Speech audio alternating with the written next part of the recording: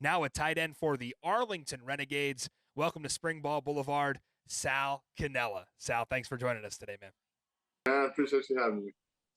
So I got to ask right off the bat, since you're a guy who played both football and basketball, did you catch Austin Rivers' recent comments about being able to take 30 players out of the NBA that would immediately start in the NFL, but it not working the other way around with NFL players being able to play professional basketball? I wanted to know maybe your thoughts on some of this. There's so much skill and so many hours that have to get put into each respective sport. I think it'd be extremely hard for anyone to just make that smooth of transition without definitely struggling at first. I mean, I think if somebody that was this is an interesting thing though, because if you're a football player that's never played basketball, then no, you can't just make that transition. You got to really, it's only the guys that had a basketball background. And then vice versa. If the basketball players never played football, they're probably not going to be able to handle it. So I don't know. That's a funny one because I don't know, man. The basketball players, we're always going to have the physicality side of things. So All right, now let's talk about the UFL here. You hear football coaches really at every level always talk about focus on your process and your preparation, and the results will take care of themselves. So when you're in practice or a game and you know this offense is good, right? You guys are moving the ball, you're limiting turnovers, you're hitting explosives in the pass game, and you're putting up points. So the process is there. How hard is it to be patient for that result? it is hard. I mean, that's kind of like anything in life that, nothing comes easy, and it's a consistent day to day prep and week to week, hour to hour, minute to minute. You got to keep doing it, win or lose. It doesn't matter. The result might not be there right now, but you may be preparing for something in the future. And you kind of got to have that blind faith and know that what you're doing, you're preparing to be in the best position possible. And at the end of the day, that's really what it's all about, is preparing and doing everything in your power to be put in the best position possible. So when your time comes or those moments happen, you're prepared and you're ready. All right, let's move on to the task at hand this week. San Antonio. Last time you guys played in week 5, you threw for 250 yards on the Brahmas D, which is the most they've given up this entire season, but couldn't come out with the win. So what is the focus this week in film, and are there any challenges that defense might present you, specifically in the linebacking core? They got some good players, definitely. They tackle well. They play together. But we like our guys, and we like the things that we can do in the pass game and the run game, and we like certain matchups, and being able to move a lot of guys around in this offense and put them in a place to succeed. I think at the end of the day, it's going to come down to us just playing our game, executing our assignments, and each and everybody individually doing their part, and hopefully at the end of the day, it all comes together. And in that week 5 matchup against San Antonio, you guys faced some pretty serious adversity with your teammate, offensive lineman Drew Samia, going down with about 8 minutes to go in the third quarter. Game stopped for a long time while they tended to him.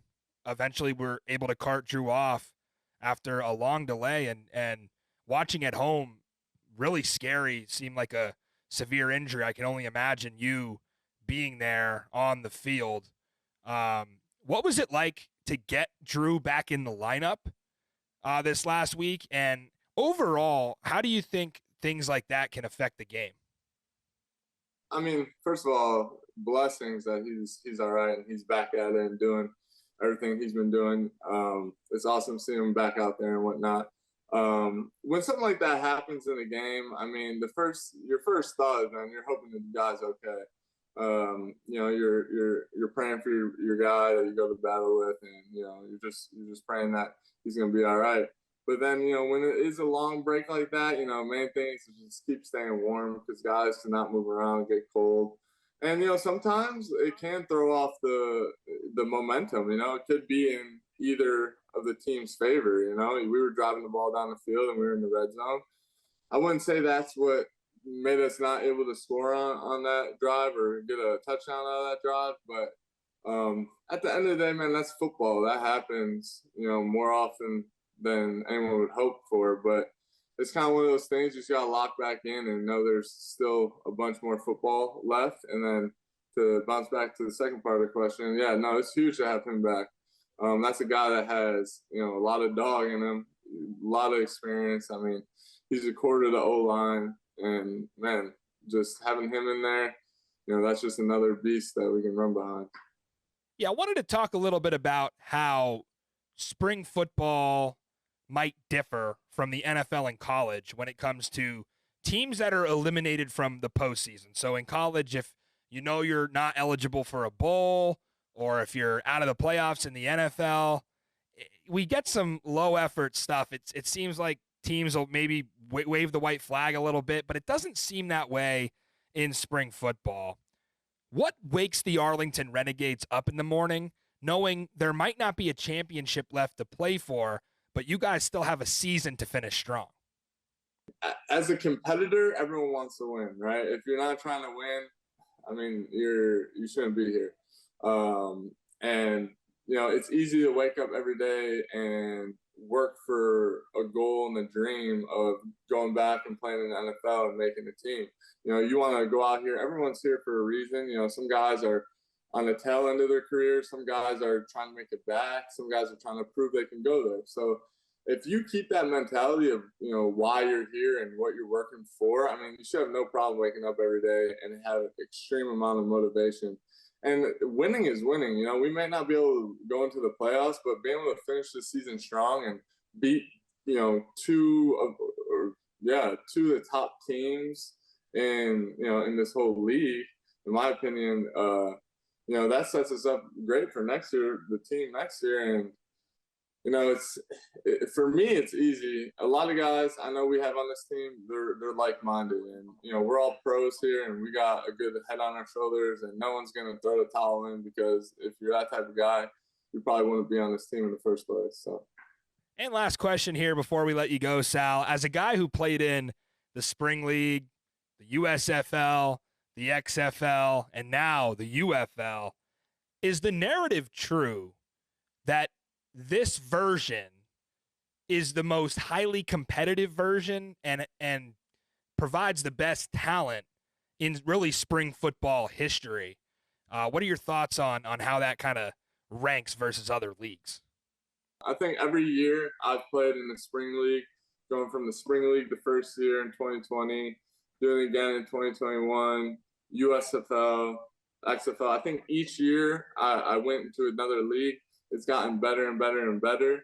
And then this year is just a combination of it all. I mean, when you cut 8 teams and the talent pool gets sliced in half, I mean, dude, there's only so many, you know, spots available. So, like, I mean, this competition is great. And I think that helps all of us because it puts us all in a spot to where, you know, NFL teams and scouts and whoever else is watching can, you know, really say like, wow, this is, you know, respectable film and respectable competition. And we don't have to put in too many other X factors of, well, you know, he was playing against older guys or, oh, this was a younger group of guys or these guys didn't have experience. I think you got, you know, enough talent in this league to, you know, be respected as a player. All right. That is Sal Cannella. They will take on San Antonio this weekend. Appreciate you joining us tonight, Sal.